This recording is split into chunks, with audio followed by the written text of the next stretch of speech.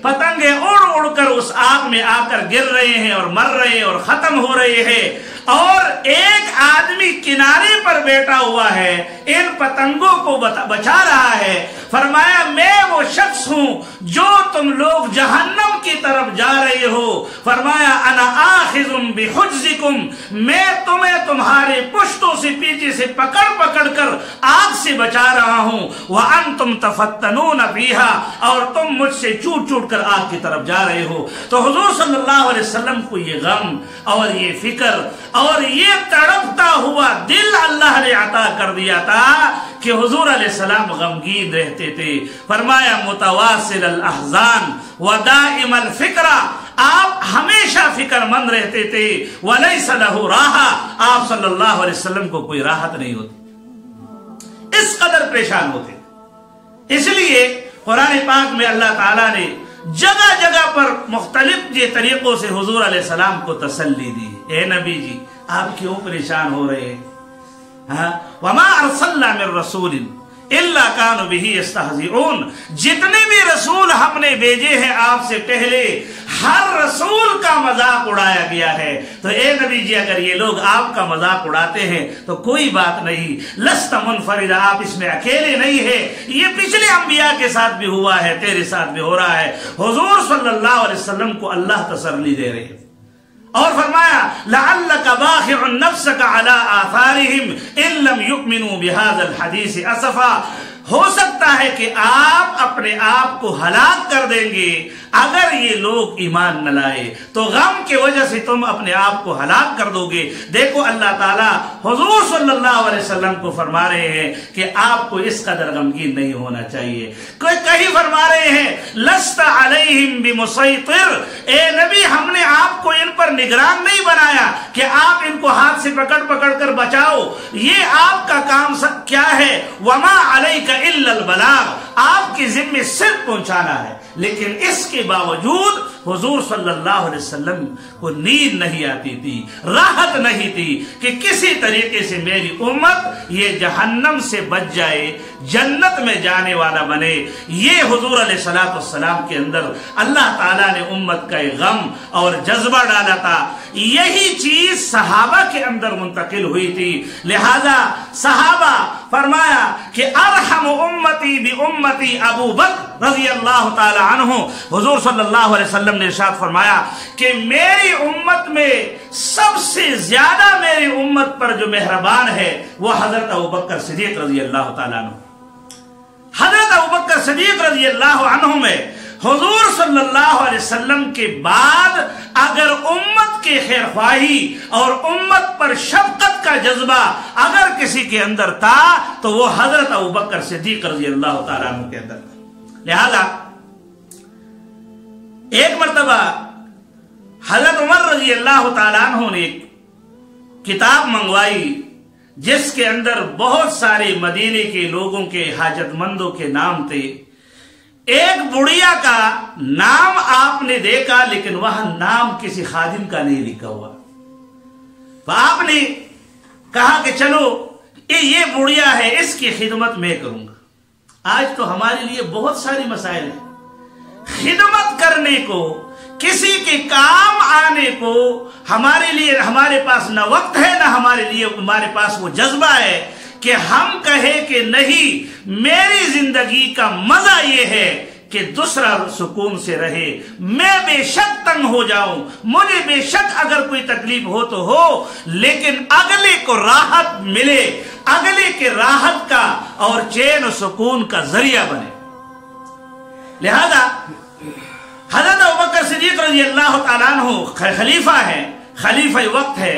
हजरत उमर रज़ियल्लाहु ताला अन्हु ने तलाशी ली और जाके उस बुढ़िया का घर मालूम किया रात के वक्त। अब आप तकरीबन सुबह की नमाज के बाद जब गए तो क्या देखते हैं कि बिल्कुल पानी भर चुका है और घर साफ सुथरा है, झाड़ू जो है ना झाड़ू दे कोई दे चुका है اور جہاں پر جو ٹٹی وغیرہ جو جگہ ہوتی ہے وہ بھی صاف ستھرا، پخانے کی جگہ بھی صاف ستھرا ہے، کچھ بھی مسئلہ نہیں۔ یہ حیران ہو گئے، پوچھا اماں یہاں کون آتا ہے؟ کہا جی کوئی آتا ہے خدمت کرنے کے لیے۔ اگلے دن فجر کے نماز سے پہلے گئے، فجر کے نماز سے پہلے جب گئے جا کر دیکھا تو گھر بالکل صاف ستھرا ہے اور کوئی بندہ بھی نہیں ہے۔ تیسری مرتبہ رات کی آخری پہر میں جا کر کھڑے ہو گئے، اور جب وہاں جا کے کھڑے ہوئے اندھیرے میں چھپ گئے، کیا دیکھا کہ اسی گھر سے حضرت ابوبکر صدیق رضی اللہ تعالیٰ عنہ آ رہے ہیں۔ سمجھ گئے؟ یعنی انبیاء کے بعد اگر کسی کا مقام ہے تو وہ مقام کس کا ہے؟ وہ حضرت ابوبکر صدیق رضی اللہ تعالیٰ عنہ کا مقام ہے۔ لیکن دوسروں کے کام آنے کا جذبہ ہمیشہ ہمیشہ کی، جس قدر بوڑھے ہو رہے ہیں تو دوسروں کے کام آنے کا جو جذبہ ہے یہ دن بدن جوان ہوتا جا رہا ہے۔ تو اسلام نے مزاج یہ دیا ہے، حضور صلی اللہ علیہ وسلم نے صحابہ کو مزاج یہ دیا تھا، لہذا حضرت عمر رضی اللہ تعالیٰ عنہ کے حالات زندگی میں لکھا ہے کہ حضرت عمر رضی اللہ عنہ اور ان کے ساتھ ان کے غلام ہے حضرت اسلم، تو یہ دونوں حضرات جو ہے نا ساتھ ساتھ جا رہے ہیں۔ ایک جنگل میں آپ پہنچے، کیا دیکھا؟ ایک خیمہ لگا ہوا ہے، روشنی نظر آ رہی ہے۔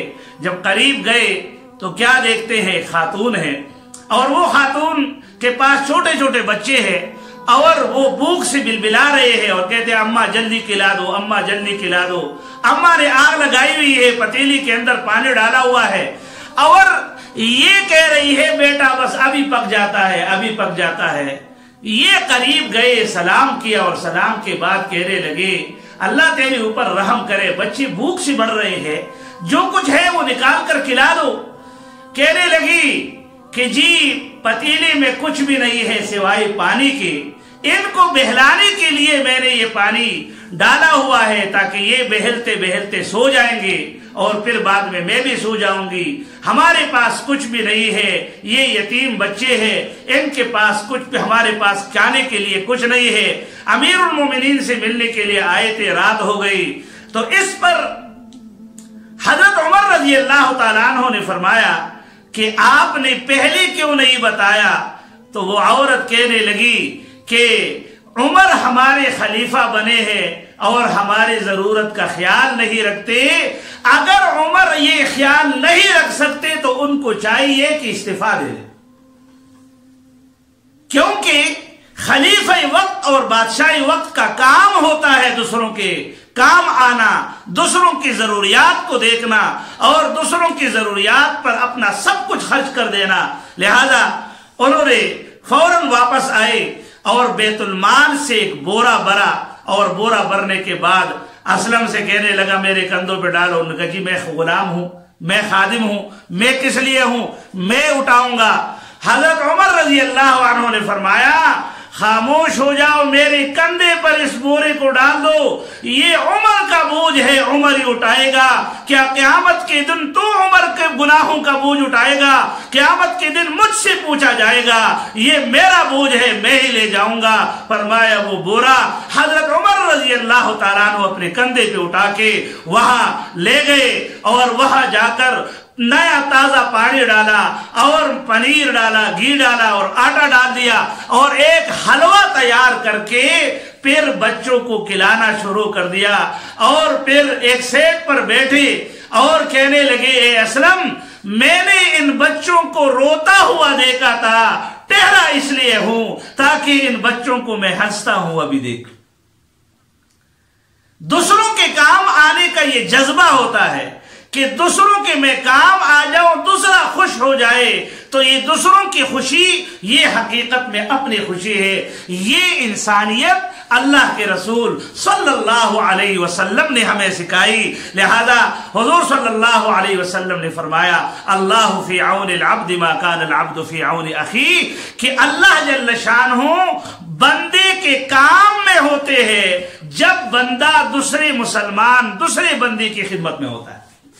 لہذا اگر ہم دوسروں کے کام آئیں گے تو اللہ جل شانہ ہمارے کام اور ہماری ضروریات کو بھی اللہ جل شانہ پورا فرمائیں گے۔ ایک روایت کے اندر آتا ہے حضور صلی اللہ علیہ وسلم نے ارشاد فرمایا، مسند اعظم کی روایت ہے کہ قیامت کے دن ایک آدمی کو جنت میں بھیجا جائے گا اور ان کو مختلف چیزیں اللہ تعالیٰ دیں گے، اور وہ کہے گا یا اللہ یہ کس عمل کے بدلے میں آپ نے مجھے اتنی بڑی نعمت آپ نے عطا کی؟ تو ان سے کہا جائے گا کہ تو دنیا میں مقروض کو مہلت دیتا تھا۔